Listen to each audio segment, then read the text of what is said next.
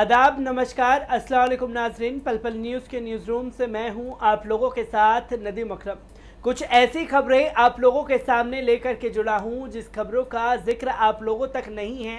अगर दिखाई भी गई है तो बड़ा चढ़ा करके उस खबर को तोड़ मरोड़ करके आप लोगों के सामने पेश किया जाता है। अगर बात एक खास समुदाय की हो तो मीडिया ऐसे बिहेव करता है कि जैसे वो इस समुदाय का हिस्सा ही नहीं है और इस तरीके से खबरों को आप लोगों के सामने दिखाने की कोशिश करता है कि सारे फसाद की जड़ ये खास समुदाय है। इस खास समुदाय के बारे में बताने से पहले आपको बता दूं कि मुस्लिमों से जुड़ा बुलेटिन हमने शुरू किया है और आप लोगों तक वो खबरें रखी जाती हैं जो खबरें आप लोगों तक पहुंचाई नहीं जाती। इसी बीच शुरुआत करते हैं पहली खबर। जफरुल इस्लाम को दिल्ली पुलिस ने नोटिस भेज पूछताछ के लिए बुलाया है। दिल्ली अल्पसंख्यक आयोग के अध्यक्ष जफरुल इस्लाम से जुड़ी एक और खबर हम लोगों के सामने आई है। आपको बता दें कि दिल्ली पुलिस की स्पेशल सेल ने आज सोमवार जफरुल इस्लाम को नोटिस भेजकर पूछताछ में शामिल होने के लिए बुलाया है। जफरुल इस्लाम को दिल्ली पुलिस ने सीआरपीसी 160 का नोटिस भेजकर पूछताछ में शामिल होने के लिए बुलाया है और ये नोटिस जफरुल इस्लाम को स्पेशल सेल के अधिकारी ने भेजा है।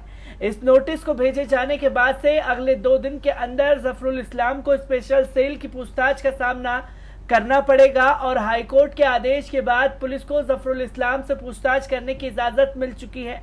वहीं हाईकोर्ट ने जफरुल इस्लाम की गिरफ्तारी पर 22 जून तक रोक लगा रखी है, लेकिन दिल्ली पुलिस को पूछताछ की इजाजत दे चुकी है, जिसको लेकर ही जफरुल इस्लाम को ये नोटिस भेजा गया है। जफरुल इस्लाम पर आरोप था कि उन्होंने विवादित और देश तोड़ने वाले बयान सोशल मीडिया पर पोस्ट किए थे, जिसके बाद स्पेशल सेल ने उनके खिलाफ देशद्रोह और अन्य कई धाराओं में मुकदमा दर्ज किया था।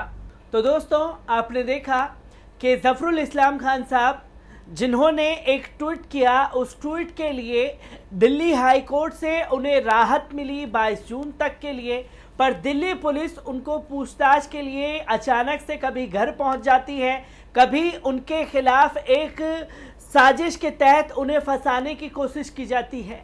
और सबसे बड़ी बात, अगर जफरुल इस्लाम के केस में आप लोगों ने नोटिस किया हो तो वो मीडिया का खेल है, क्योंकि जो ट्वीट जफरुल इस्लाम खान साहब ने किया था उसको किस तरीके से तोड़ मरोड़ करके मीडिया ने दुनिया के सामने दिखाया और उसको देखने के बाद दिल्ली पुलिस उनके खिलाफ एफआईआर दर्ज करती है और उनको गिरफ्तार करने के लिए अचानक रमज़ान के दौरान उनके घर पहुंच जाती है।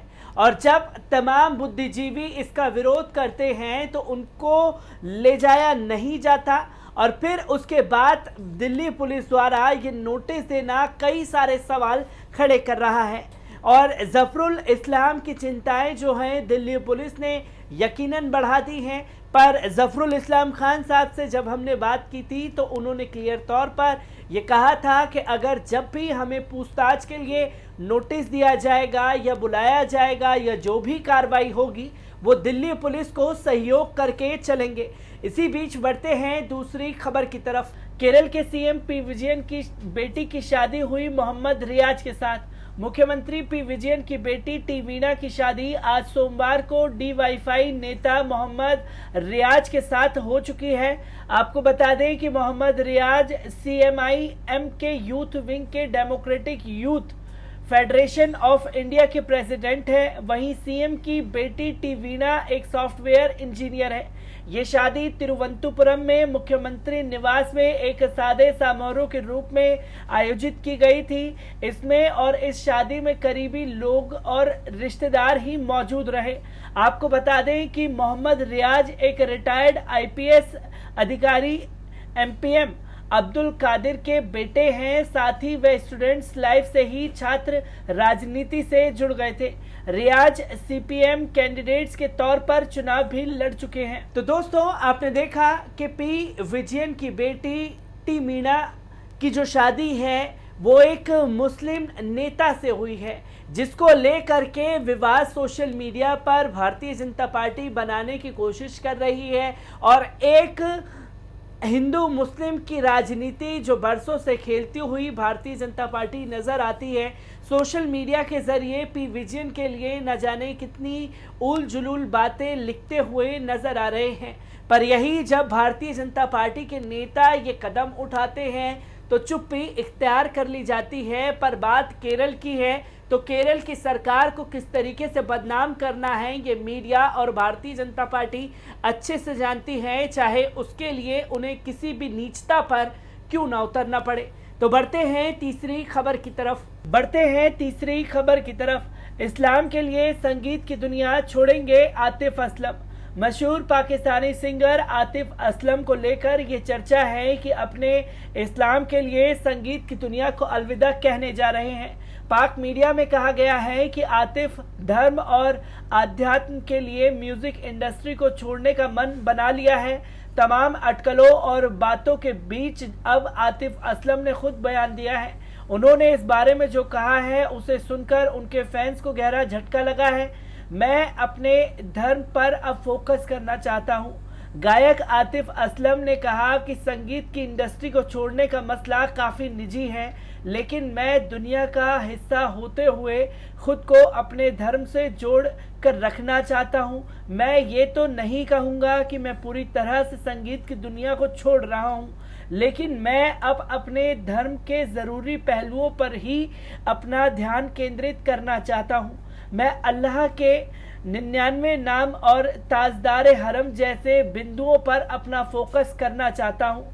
मुझे इस बात की खुशी है कि यंग जनरेशन को मेरी गायकी पसंद है और मुझे भी ये बात आकर्षित करती है कि युवागण अध्यात्म को भी मानते हैं। मैं अभी भी यही कह रहा हूँ कि मैं संगीत को पूरी तरह नहीं छोड़ रहा हूँ। अस्मा उल हुस्ना को लेकर आतिफ ने कही ये बात। आतिफ हाल ही में अस्मा उल हुस्ना को लेकर काफ़ी चर्चित रहे। उन्होंने इस बारे में कहा कि मैं अपने आप को खुशनसीब मानता हूँ कि मुझे ये रिकॉर्ड करने का मौका मिला। मेरा खुदा मेरे साथ है। मैं इस फीलिंग को शब्दों में बयान नहीं कर सकता हूँ। इसे रिकॉर्ड करने के एक दिन पहले ही मैं रात को सो नहीं पाया था। मेरे लिए बहुत महत्वपूर्ण है। ज़िंदगी में हम कई सारी चीज़ें करते हैं, कुछ पुण्य कुछ पाप। मैं नसीब वाला हूँ कि जो मुझे ताजदारे हरम और अस्मा उल हसना में परफॉर्म करके मौका मिला। मालूम हो कि भारतीय अदाकारा और कश्मीरी गर्ल्स जायरा वसीम ने भी धर्म के लिए एक्टिंग को अलविदा कहा था, जिसके लिए वो काफ़ी लोगों के निशाने पर बन गई थी। तो दोस्तों, आपने देखा कि मशहूर सिंगर आतिफ असलम के एक बयान ने सोशल मीडिया पर हंगामा मचा दिया है, और हंगामा भी ऐसा वैसा नहीं। उनके इस बयान से उनके जो फैंस हैं वो काफ़ी नाखुश नज़र आ रहे हैं। पर इस्लाम के लिए जो कदम आतिफ असलम उठाने जा रहे हैं उससे उन्होंने ये क्लियर कर दिया है कि वो पूरी तरीके से सिंगिंग अभी छोड़ेंगे नहीं, पर वो संगीत से जुड़े रहेंगे। इस्लाम की तरफ ये कदम उठाने वाले इस रमज़ान के पाक महीने के दौरान हमने देखा था। इस बीच हमने देखा कि पाकिस्तान के ये आतिफ असलम दूसरे एक्टर हैं जो 2020 में अपनी दुनिया को छोड़ करके इस्लाम की दुनिया की तरफ कदम बढ़ाना चाह रहे हैं। तो बढ़ते हैं चौथी खबर की तरफ। दुनिया भर में इस्लामोफोबिया से लड़ने के लिए बनाई गई एर्दुगुल तुर्की का मशहूर सीरियल एर्दुगुल 13वीं शताब्दी अनातोलिया के आसपास बुनी गई है।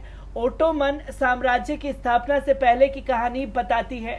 ये साम्राज्य के संस्थापक के पिता एर्दुगुल गाजी के संघर्ष को दिखाता है।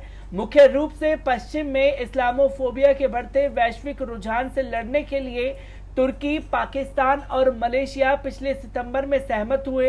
राष्ट्रों की तिकड़ी ने इस्लामोफोबिया द्वारा उत्पन्न चुनौतियों का सामना करने और मुस्लिम नायकों पर फिल्मों का निर्माण करने के लिए समर्पित एक टेलीविजन चैनल शुरू करने का फैसला किया।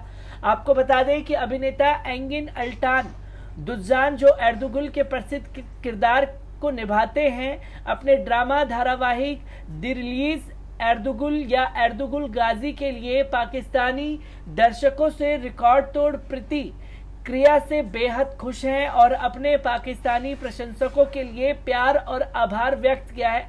एंगिन जो तुर्की नाटक धारावाहिक में मुख्य भूमिका के हीरो हैं, उन्होंने इंस्टाग्राम की ओर रुख किया और इलियस के बाद एक कहानी साझा की।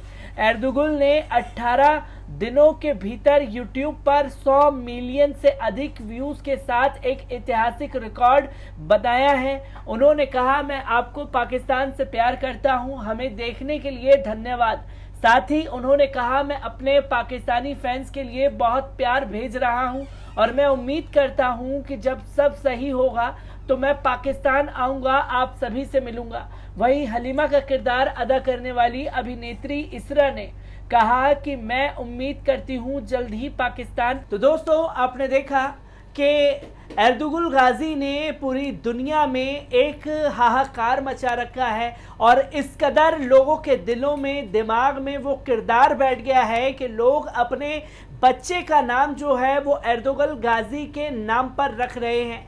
कश्मीर से लगातार ये तस्वीरें आ रही हैं, जिस तरीके से भारत हो, पाकिस्तान हो, चाहे दुनिया भर की कोई भी देश हो, हर जगह एर्दुगुल गाजी जो सीरीज शुरू की गई है उसे जनता का बहुत प्यार मिलता हुआ नज़र आ रहा है। पर इस बीच एर्दुगुल गाजी की जिस तरीके से लगातार सीरीज शुरू हुई है, उसने इस्लामोफोबिया जो दुनिया भर में बढ़ रहा है उसके खिलाफ एक करारा तमाचा जड़ दिया है। मैं ऐसी ही तमाम खबरों से आपको रूबरू कराता रहूँगा। तब तक के लिए दीजिए मुझे इजाज़त।